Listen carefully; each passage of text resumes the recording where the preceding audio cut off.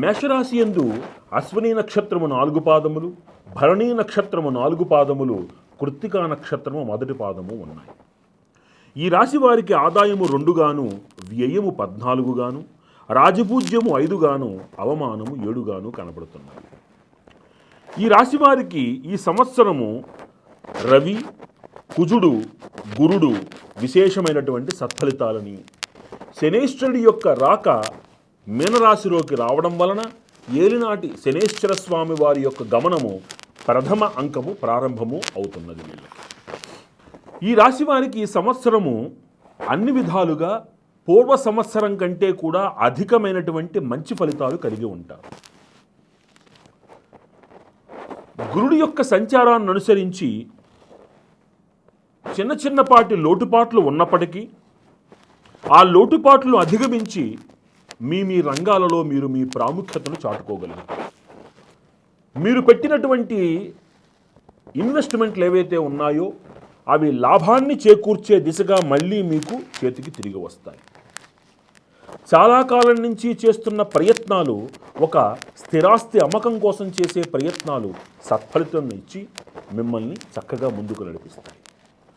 మీ శక్తి సామర్థ్యాలు, మీ నిర్ణయం యొక్క ఆ సత్ఫలితాలు, మీ నిర్ణయం యొక్క సాధికారత సమాజము గుర్తించేందుకు అవకాశం ఏర్పడుతుంది.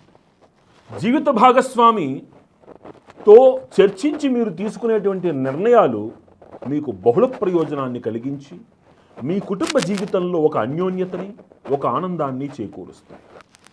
భూ సంబంధ వ్యాపారాలు, లోహ సంబంధ వ్యాపారాలు చాలా లాభదాయకంగా ముందుకు సాగుతాయి. ఇన్నాళ్ళ నుంచి పెట్టినటువంటి పెట్టుబడి కాస్త ఫలితాలు సరిగ్గా ఇవ్వనటువంటి ఆ పరిస్థితుల్ని అధిగమించి విశేషమైనటువంటి ఉత్తమ ఫలితాల వైపు మీరు అడుగులు వేస్తారు. భూ, గృహ, వాహన యోగాలు తప్పనిసరిగా మీకు లభిస్తాయి.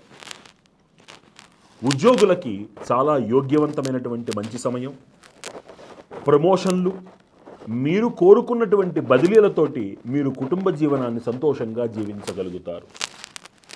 పెద్దవారికి పిల్లల మూలకంగా అత్యున్నతమైనటువంటి, అతి ఉత్తమమైనటువంటి గుర్తింపు లభిస్తుంది. ప్రభుత్వ రంగాలలో ఉండి సలహాదారు స్థితిలో ఉన్నటువంటి పెద్దవాళ్ళు చాలా విశేషమైనటువంటి గుర్తింపుని పొందుతారు. రాజకీయ నాయకులు తప్పనిసరిగా పదవిని పొందుతారు. కళారంగాల వాళ్ళకి చాలా అనుకూలమైనటువంటి సమయం. ఈ సంవత్సరం అంటే కొద్దిపాటి ఒడిదుడుకులు ఉన్నా అన్నిటినీ మీరు అధిగమించగలుగుతారు. చక్కటి అవకాశాలతోటి ఆదాయ మార్గాన్ని వెతుక్కుంటారు. వ్యాపారస్తులకి చాలా అనుకూలమైనటువంటి సమయంగా కనబడుతోంది. కొత్త వ్యాపారాలు పూర్వార్ధంలో కంటే ఉత్తరార్ధంలో మేలైనటువంటి ఫలితాలను ఇస్తాయి. గ్యారంటీ సంతకాలు పెట్టడానికి కొంచెం దూరంగా ఉండండి. దగ్గరికి తీసుకునేటప్పుడు వ్యక్తిని 10 సార్లు విచారించి భాగస్వామిగా పెట్టుకోండి. అందరినీ నమ్మకండి. ఆరోగ్యం విషయంలో తగినంత జాగ్రత్త చాలా అవసరం. చిన్నపాటి సమస్యలు ఇంతకాలం మిమ్మల్ని వేధిస్తున్నవి ఇప్పుడు బయటపడేటువంటి అవకాశం ఉంటుంది కాబట్టి ప్రమాదము కాకపోయినా జాగ్రత్తగా ఉండాలి.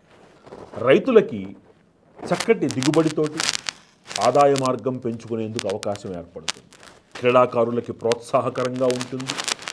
అన్ని విధాల యోగ్యమైనటువంటి ఒక సంవత్సరముగా, చేపట్టినదల్లా బంగారంగా మార్చుకునేటువంటి అదృష్ట సమయముగా మనం స్పష్టంగా ఈ సంవత్సరాన్ని మేషరాశి వారికి చెప్పవచ్చు. ఈ రాశిలో పుట్టినటువంటి స్త్రీలకి మనశ్శాంతి, ఆరోగ్యం విషయంలో కొద్దిగా జాగ్రత్తగా ఉండాలి. అలా అని అదేదో పరిపూర్తిగా అదేదో వ్యతిరేకత అని కాదు. అక్కడ ఎక్కువ ఆలోచనలు చేయడం అనేటువంటిది, తర్వాత కుటుంబ విషయంలో ఎక్కువగా ఆలోచన చేయడం అనేటువంటిది జరుగుతుంది. కాబట్టి మీరు ఆందోళన చెందవలసినటువంటి అవసరం లేకుండానే మీ భర్త, పిల్లలు విశేషమైనటువంటి గుర్తింపుతోటి సమాజంలో మీకు మంచి పేరు ప్రఖ్యాతులను తీసుకొచ్చే అవకాశం కనబడుతుంది. స్త్రీలకి విశేషమైనటువంటి ఆభరణాల కొనుగోలు సూచిక, వారి పేరు మీద చక్కటి స్థిరాస్తి లాభము, అంతేకాక మీ కుటుంబం అంతా కలిసి చక్కటి తీర్థయాత్ర, పుణ్యక్షేత్ర దర్శనంతో ఈ సంవత్సరము మీరు పెట్టేటువంటి ప్రతి ఖర్చు కూడా మీ కుటుంబ వృద్ధికి తోడ్పడేటువంటి పుణ్య వ్యయముగానే కనబడుతుంది.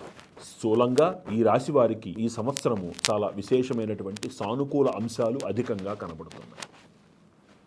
ఈ రాశివారు ప్రతి నెలలో ఒక శనివారం నాడు శనేశ్వరుడికి తైలాభిషేకం చేయించటం, పూర్వార్ధంలో ఒకసారి, ఉత్తరార్ధంలో ఒకసారి మన్యు పాశుపత అభిషేకము కానీ, మన్యు పాశుపత హోమము కానీ మీ స్వగృహంలో చేయించుకోవడం, నెలలో ఒక శనివారం నాడు ఆంజనేయ స్వామి వారికి ఆకుపూజ చేయించుకోవడము చాలా చాలా ముఖ్యమైనటువంటి పరిహారం. ఈ పరిహారాలను ఆచరించి ఈ రాశివారు మరిన్ని సత్ఫలితాలు పొందాలి అని మనస్ఫూర్తిగా కోరుకుంటూ